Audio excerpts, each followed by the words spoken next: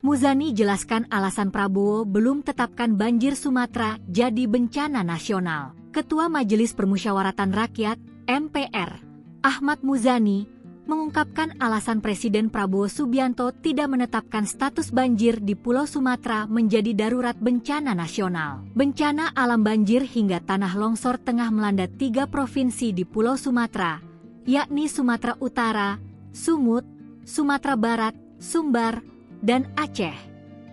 Akibatnya, korban meninggal di Aceh, Sumatera Utara, dan Sumatera Barat mencapai 708 jiwa dan 499 orang masih hilang hingga Selasa, 2 Desember 2025, sore. Meski demikian, hingga kini, pemerintah belum menetapkan banjir di Sumatera sebagai bencana nasional.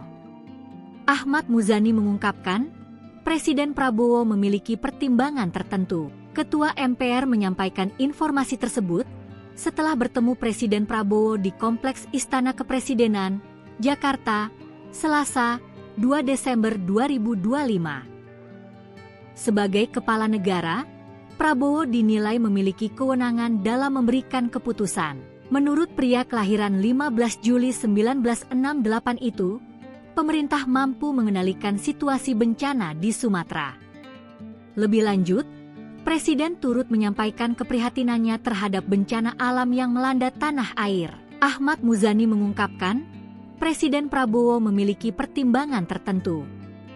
Ketua MPR menyampaikan informasi tersebut setelah bertemu Presiden Prabowo di Kompleks Istana Kepresidenan, Jakarta, Selasa, 2 Desember 2025. Presiden punya pertimbangan-pertimbangan tertentu, kata politisi Gerindra itu.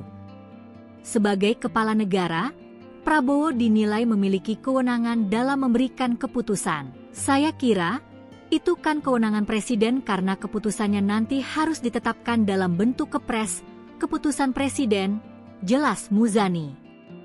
Menurut pria kelahiran 15 Juli 1968 itu, pemerintah mampu mengendalikan situasi bencana di Sumatera. Pemerintah bisa mengendalikan situasi dan keadaan secepatnya, dan sekarang sedang dilakukan bersama pemerintah daerah kabupaten, kota, dan provinsi masing-masing, kata Muzani lagi.